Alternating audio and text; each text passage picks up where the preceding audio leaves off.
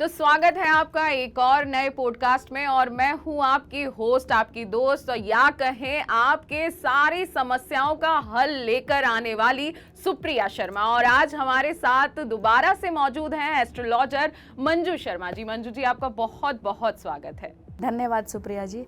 हरे कृष्णा सभी को। मैं ज्योतिष आचार्य मंजू शर्मा आप सबका स्वागत करती हूँ और आपको एक बोलना चाहती हूँ कि आप सभी पॉडकास्ट देखें, इन उपायों को करें और अपने जीवन को सफल और सार्थक बनाएं। गुरु ग्रह गए पढ़न रगराई, अल्पकाल विद्या सब पाई।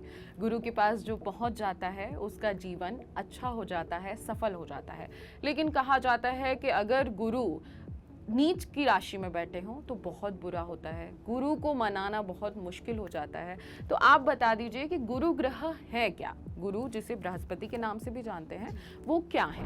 सबसे पहले मैं भी गुरु की वंदना से ही शुरुआत करना चाहूँगी। गुरुर् ब्रह्मा गुरुर् विष्णु गुरुर्देवो महेश्वरा, गुरुर् साक्षात परम ब्रह्मा तस्मै श्री गुरुवे नमः। आज हम बात करेंगे गुरु बृहस्पति के बारे में, जिनको गुरुवार का दिन समर्पित है। वो देवताओं के गुरु हैं, सभी के गुरु हैं। गुरु क्या देते हैं? विद्या के दाता हैं, ज्ञान के दाता हैं, संतान देते हैं, सुख देते हैं, संपत्ति देते हैं। ये सभी चीज़ें गुरु बृहस्पति हमारी कुंडली में देते हैं। यहाँ तक कि इस संसार में जितनी भी पीली वस्तुएं हैं, सब पे आधिपत्य गुरु का ही है। और गुरु के बिना तो ज्ञान ही नहीं है, क्योंकि गुरु दो शब्द से बना है, गु और रू। जो आपको अंधकार से निकाल के प्रकाश में ले जाए उसे हम गुरु कहते हैं। लेकिन कहा जाता है कि राशि परिवर्तन, राशि गोचर ऊपर नीचे हुआ तो गुरु भी हमारी राशि के लिए थोड़े से खराब हो जाते हैं, थोड़ी मुश्किलें पैदा करते हैं। तो ऐसे में क्या करे व्यक्ति? देखिए, ऐसा बिल्कुल भी नहीं है, क्योंकि इस साल जो गुरु का गोचर है वो वृषभ राशि में चल रहा है। बहुतों के लिए बहुत शुभ है। अगर मान लीजिए किसी की वृषभ लगन की कुंडली है और वहाँ पर हैं तो वो 5वें घर को देख रहे हैं, तो यश, मान, सम्मान, प्रतिष्ठा सब कुछ दे रहे हैं, संतान का सुख दे रहे हैं, पति का सुख बढ़ा रहे हैं, 9वीं दृष्टि से भाग्य को बढ़ा रहे हैं। तो इससे अधिक गुरु और क्या शुभ फल देंगे? ये सिर्फ मन में धारणाएं हैं। लेकिन अगर जो गुरु की दृष्टि है वो बहुत ही सुखदायी है। मान लीजिए आप आश्रम में गए, अपने गुरु के पास गए, आपने आशीर्वाद लिया, जब वो आपको देखते हैं तो आपका रोम रोम खिल उठता है और मन इतना प्रसन्न होता है कि मुझे गुरु महाराज ने आशीर्वाद दे दिया। तो गुरु की दृष्टि इतनी शुभ है कि जहाँ जहाँ वो देखती हैं उसकी शुभता को बढ़ा देती है, एनर्जीज को पॉजिटिव कर देती है। तो इसलिए गुरु ग्रह बहुत ही अच्छे हैं और सब कुछ अच्छा ही देते हैं और काफ़ी हैवी प्लैनेट है ज्योतिष में, और सभी को समझाते हुए और मार्गदर्शन भी करते हैं। तो गुरु को अगर प्रसन्न करना हो तो कैसे प्रसन्न करें? गुरु को प्रसन्न करने के लिए तो बहुत सुंदर और साधारण उपाय हैं जो अल्पकाल से लोग करते आ रहे हैं। केले के वृक्ष की पूजा करना सबसे सुंदर, सुखद और आसान उपाय है। उस पर आप चने की दाल चढ़ाएं, हल्दी चढ़ाएं और गुड़ चढ़ाएं। इससे शीघ्र ही गुरु बृहस्पति प्रसन्न होंगे। यहाँ तक कि किसी का विवाह ना हो रहा हो तो वो केले के वृक्ष किसी धर्म स्थल में दान करें या लगाएं या उनकी सेवा करें तो बहुत जल्दी हो जाता है, क्योंकि विवाह के कारक गुरु ही माने गए हैं। अच्छा, और बोला जाता है कि अगर गुरु किसी की राशि में है तो खुशियां प्रदान करते हैं, आगे बढ़ाते हैं, उन्नति कराते हैं, ऐसा भी कुछ है? जी बिल्कुल, उन्नति कराते हैं। गुरु जिस राशि में बैठते हैं ना, वहाँ थोड़ी बहुत कमी लाते ही लाते हैं, लेकिन जहाँ देखते हैं वहाँ उसे इंक्रीज करते हैं। चाहे आपके सुखों को देखें तो उसे इंक्रीज करेंगे, आपकी आय को देखें तो कमाई बढ़ा देंगे। तो जहाँ उनकी दृष्टि है उसका बहुत ही सुंदर और सुखद फल है। तो अगर गुरु दुखद कुछ फल देने पे आ जाए या गुरु नीचे हमें देख रहे हैं तो उससे क्या परिणाम भुगतने पड़ते हैं? अगर गुरु प्रसन्न नहीं है तो आप जीवन में क्या ही कर सकते हैं। गुरु को मनाना तो भगवान से भी अधिक जरूरी है। तो गुरु कष्ट भी देते हैं और सुख भी देते हैं, लेकिन जो मेरा ये मानना है कि अगर गुरु नीच राशि में है तो वो अच्छे फल नहीं देते। अगर आप किसी जॉब में हैं तो वहाँ आपका प्रमोशन नहीं होने देते, कष्ट होता है, संतान होने में दिक्कत होती है, विवाह नहीं होने देते कई बार। लेकिन अगर उनके उपाय करे जाएं, उन्हें प्रसन्न किया जाए, बृहस्पतिवार के व्रत किए जाए तो सभी कार्य बहुत आसानी से सुलभ हो जाते हैं। तो आप बस उपाय बता दीजिए ताकि जो भी गुरु अपने बृहस्पति से परेशान हैं, जिनके नीच की राशि में विराजमान हैं, उनके लिए कुछ उपाय जिससे कि कष्ट उनके दूर हो सके। अगर गुरु कुंडली में अच्छे हैं तो सबसे पहले आप पुखराज धारण करें इंडेक्स फिंगर में। आप उसे गोल्ड में भी पहन सकते हैं, पंचधातु में भी पहन सकते हैं। इसके अलावा आप एक सूरजमुखी का पौधा अपने घर में लगाएं। ये बेहद ही सुंदर उपाय है और इसके रिजल्ट बहुत अच्छे आते हैं।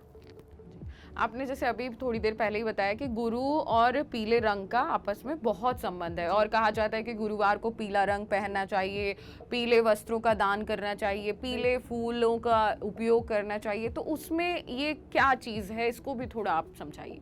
हर ग्रह का अपना अपना एक कलर है।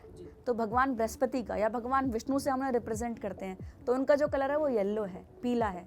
तो पीले फूलों से बहुत जल्दी प्रसन्न होते हैं, तो आपके पीले फूल उन पे चढ़ाने चाहिए, पीले फलों का दान देना चाहिए, पीले वस्त्रों का दान करना चाहिए और खुद भी पीला भोजन करें, अपने गुरुदेव को भी कराएं और पीला भोजन आप दान भी कर सकते हैं। इसके अलावा गुरु विद्या के दाता हैं, तो आप स्टेशनरी के सामान, जो बच्चे पढ़ नहीं सकते, कैपेबल हैं, आप उन्हें पुस्तक दिलवाइए, किताबें दिलवाइए, पेन पेंसिल दिलवाइए। इससे भी आपके गुरु कुंडली में बहुत इम्प्रूव हो जाएंगे। तो ये तो आपने हमें थोड़े थोड़े उपाय बता दिए, लेकिन हमें कैसे पता चले कि हमारा गुरु स्ट्रांग है या गुरु हमारा कमजोर है? उसके लिए सबसे पहले तो आप मुझसे अपनी कुंडली दिखवाइए। जब तक कुंडली देखेंगे नहीं, पता कहाँ लगेगा कौन सा ग्रह कहाँ बैठा है। लेकिन फिर भी मैंने आपको उपाय बताए हैं, एक दो उपाय और बता देती हूँ जिससे आप उसकी शुभता को बढ़ा सकते हैं। जैसे कि आप अपने सिराने पीपल के पत्ते रख के सोएं, हल्दी की गांठ रख के सोएं, उन्हें जल प्रवाह करें, ये भी एक गुरु का बहुत अच्छा उपाय है। चने की दाल का दान करें, ये भी गुरु का एक बहुत अच्छा उपाय है। तो छोटे छोटे उपाय जो है हमारे घर में ही हैं, हमारे आसपास ही हैं। गुरुजनों के चरण छुएं, उनके आशीर्वाद लें, बड़े बुजुर्गों का अपमान ना करें। तो इन चीज़ों से भी हमारे ग्रह नेचुरली स्ट्रांग हो जाते हैं। बट क्या है कि आजकल की भाग दौड़ भरी जिंदगी में हम चीज़ों पर ध्यान नहीं देते। इसके अलावा गुरुवार के दिन आप केसर का तिलक लगाएं, यह लगाना भी बेहद शुभ होता है। साधु संतों की सेवा करें, क्योंकि साधु संत, ब्राह्मण, महंत ये सब गुरु को रिप्रेजेंट करते हैं। उन्हें पीले वस्त्र दान करें, उन्हें भगवा वस्त्र दें, तो इससे भी आपका गुरु कहीं ना कहीं स्ट्रांग होता है। और जिस भी आप गुरु को मानते हैं, जिनके भी आश्रम में आप जाते हैं, वहाँ पताका, ध्वजा जरूर लहराएं, इससे आपके सभी कार्य बन जाएंगे। ये तो हमने कर ली गुरु के बारे में बात, गुरु कैसे हमें सहायता करते हैं और आपने उपाय भी बता दिए। लेकिन एक कोई ऐसा विशेष उपाय जिसे महिला, पुरुष, बच्चे, बुजुर्ग सब कर सके, वो बता दीजिए। जी, गुरु की शुभता को बढ़ाने के लिए मैं आपको एक बहुत ही डिफरेंट और अलग उपाय बताने जा रही हूँ, जो आज से पहले किसी ने नहीं बताया होगा। और अगर आप इसे करेंगे तो निश्चित रूप से आपको इसका फल मिलेगा। यह उपाय आपको करना है गुरुवार के दिन या गुरु के नक्षत्र में करना है। गुरुवार के दिन या गुरु के नक्षत्र में आप चने की दाल लें, हल्दी की 9 गांठ लें, पीपल के पत्ते लें, केसर मिलाएं, 1 गांठ मुलहटी लें और उन सबको पीले वस्त्र में बांधकर सूरजमुखी के फूल के साथ अपने घर की बालकनी या डॉडी पे कहीं टांग सकते हैं। उससे भी गुरु आपको शुभ फल प्रदान करेंगे। करके देखिए, रिजल्ट्स आप मुझे खुद बताएंगे। मंजू जी, आप यहाँ आई, आपका बहुत बहुत शुक्रिया, क्योंकि आपने जो लास्ट हमारे पॉडकास्ट में बताया था शनिदेव के बारे में, साढ़े साती के बारे में, वो भी कई समस्याओं का आपने हमें हल दिया था और बहुत सारे कमेंट्स हमारे पास आए। इस बार भी आपने बहुत ही अच्छी जानकारी दी, उसके लिए बहुत बहुत शुक्रिया। बहुत बहुत धन्यवाद और सभी को नमस्कार। आगे भी हम आपको ऐसे ही पॉडकास्ट में नई नई बातें बताते रहेंगे, धर्म, संस्कृति, संस्कार से आपको जोड़े रखेंगे और आपकी सारी समस्याओं का हल हम इस पॉडकास्ट में जरूर लेकर आएंगे। आपको बस करना है अपनी समस्या हमें कमेंट में बतानी है और नीचे दी गई मेल आईडी पर हमें आपको मेल कर देना है, ताकि हम आपके हर प्रश्न का उत्तर जरूर दे सकें। शुक्रिया।